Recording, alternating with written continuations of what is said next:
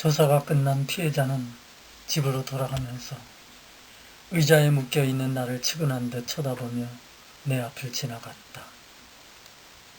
의자에 묶여 수갑이 채워져 있는 나는 손목이 저려왔지만 내 손이 지금 저리니까 수갑을 다시 채워달라고 말하고 싶었지만 용기가 나지 않았다. 순경이 내 손목을 채울 때 아마 내게 감정이 있었는지 여유 없이 꽉 채워버린 것이다. 지구대에서의 간단한 조사가 끝나자 형사들은 친절하게도 SUV 차에 나를 조심스럽게 태웠다. 자동차 시동을 켜자 라디오에서는 퀸의 보헤미안 랩소디가 커다랗게 흘러나왔다.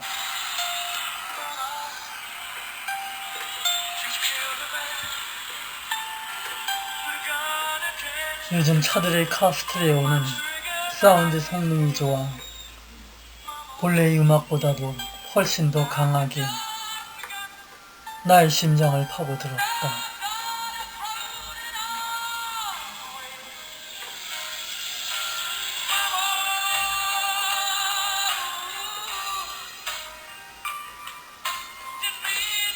널 보내줄 수 없어. 제발 보내주세요.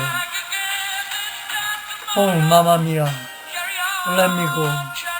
오, 어머니 살려주세요.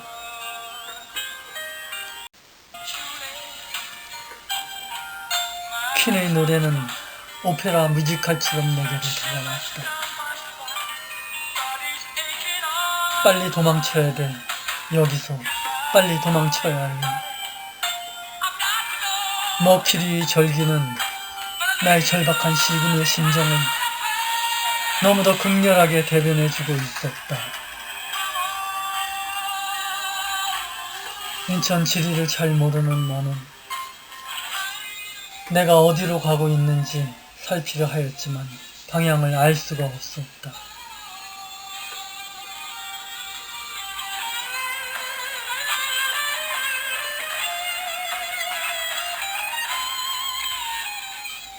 퀸의 노래가 끝나자 커다란 인천 중부경찰서 간판이 내 눈앞에 나타나고 SUV 차는 정문으로 들어가 중간 건물 뒤편에서 멈췄다. 아마 이 건물에서 조사를 받을 것 같은 생각이 들었다. 역시 그곳에서 나의 조사가 본격적으로 시작되었다. 무슨 일로 다리를 다쳤는지 모르지만 다리를 쩔뚝이며 걷는 김 수사관은 의자에 앉자마자 컴퓨터를 켜면서 커피 한 잔 드릴까요? 아니요. 그냥 물이나 한 잔 주십시오. 이 상황에 대하여 냉정하고 싶었지만 머리가 복잡하여 어디서 무엇부터 해야 할지 도저히 판단이 서지 않았다. 더군다나 핸드폰을 압수당하고 나니 이 세상에서 내가 할 수 있는 게 하나도 없다는 사실을 알게 되었다. 이 상황을 가족에게 알리긴 알려야 하는데 먼저 아들에게 전화를 하려다 망설였다. 그동안 아들은 나를 대신하여 가장 노릇을 해왔다. 중소기업에 다니는 아들은 많지 않은 월급으로 성실하게 나 대신 가장 노릇을 하고 있었던 것이다. 아들 도움을 받지 않았어야 하는데 러시아 속단의 돌에는 독이 있다고 하였는데 말이다. 그러한 아들에게 전화를 하여 이 상황을 얘기한다는 것은 또 다른 용기가 필요하였다. 그렇다면 아내에게 전화를 하는 것은 어떤가? 그것도 망설여진다. 아내는 직장에서 한참 일을 하고 있을 시간이다. 언젠가부터 타인처럼 살고 있는데 말이 무부지 그런 아내가 나를 위해 무엇을 해주겠나 하여 고개를 좌우로 저었다. 결국 내가 선택한 통화 대상자는 딸 수영이었다. 딸을 생각하며 가족과 통화를 하게 김 형사에게 핸드폰을 부탁하였다. 내 핸드폰인데 내 핸드폰을 사용하기 위하여 부탁을 해야 하는 현실. 압수된 핸드폰을 다시 돌려받아 수영이에게 전화를 걸었다. 핸드폰은 컬러링 울림만 있었고 받지 않는다. 아마 회의 중일 거야. 아니, 내 전화를 피하는 걸지도 몰라. 이제 나는 딸에게조차 깊이 대상이 돼버린 것 같아. 어떡하지? 하면서 난감하였다.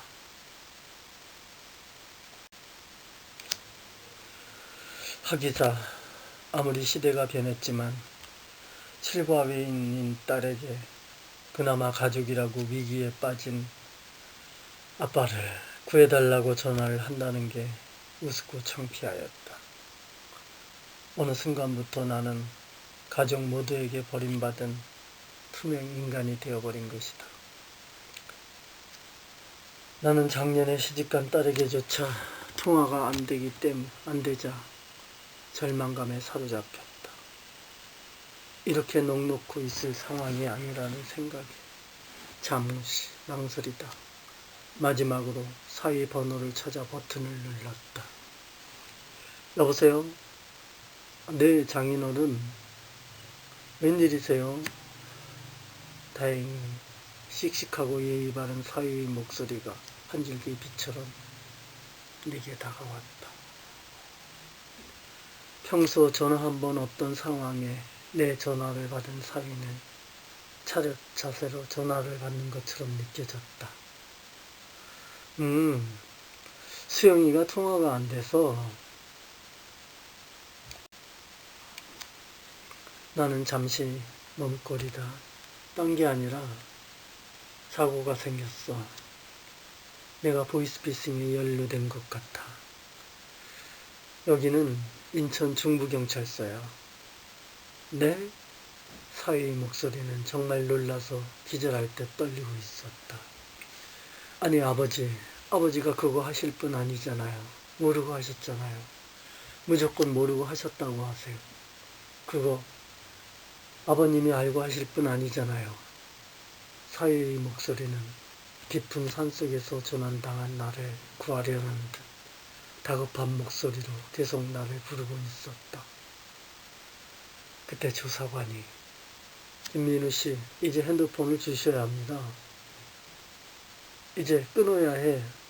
나는 사위가 무슨 말을 계속 하려는 줄 알면서도 도중에 핸드폰을 닫을 수밖에 없었다. 나는 이런 상황에 놓인 내가 죽기보다 싫었다. 보이스피싱은 어떻게 시작하셨죠? 네, 울산에 있는 지인의 소개로 시작하게 되었습니다. 이게 보이스피싱인 줄 정말 몰랐나요? 네, 내가 신뢰하는 사람이 소개하였기에 전혀 의심하지 않았습니다.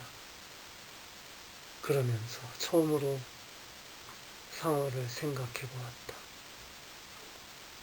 혹시 이 친구가 나를 팔아넘긴 게 아닌가? 아니야, 그럴 리가 없어. 나는 과거 상호와 있었던 시간을 떠올렸다. 그의 취미는 검도인데 언제나 바른 생활의 피건이었어. 아내와 같이 영어 학원을 성실하게 운영하였고 흐트러진 모습을 내게 보인 적이 없었어.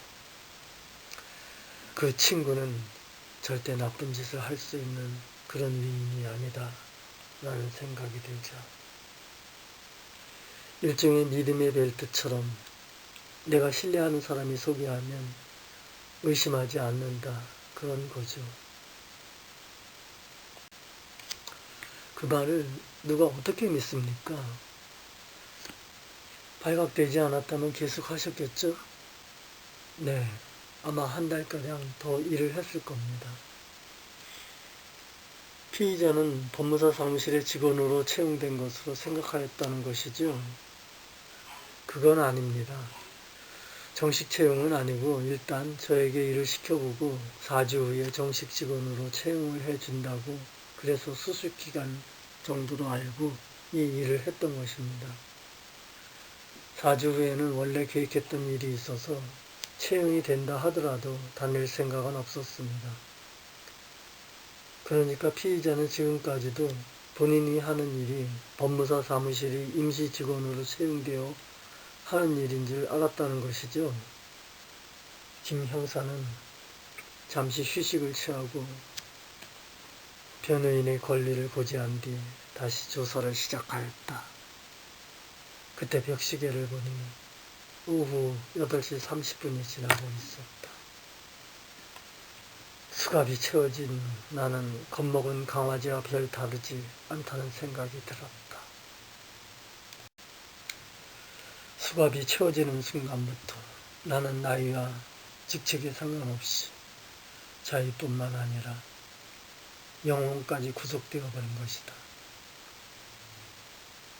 피의자는 이전에 사업체를 운영한 경험이 있었다고 하였죠? 네, 그렇습니다. 피의자는 이전 사업장을 운영할 당시 직원을 채용할 때 얼굴도 보지 않고 면접도 보지 않고 채용한 적이 있습니까? 아니요. 하지만 그때는 지금처럼 팬데믹이 아니었습니다. 보이스피싱 김태형도 코로나19로 인하여 비대면 채용한다고 하여 그 말을 믿었습니다. 그리고 2주 후 사무실에서 보게 될 거라 하여 정말 믿었습니다. 피의자는 금일 2021년 4월 27일 13시 30분경 인천 롯데마트 앞 무상에서 만난 피해자에게 기존 고금리 대출금을 저금리 대출로 대환대출해주는 조건으로 기존 대출금 상환 명목의 1,000만 원을 교부받은 혐의로 체포되었는데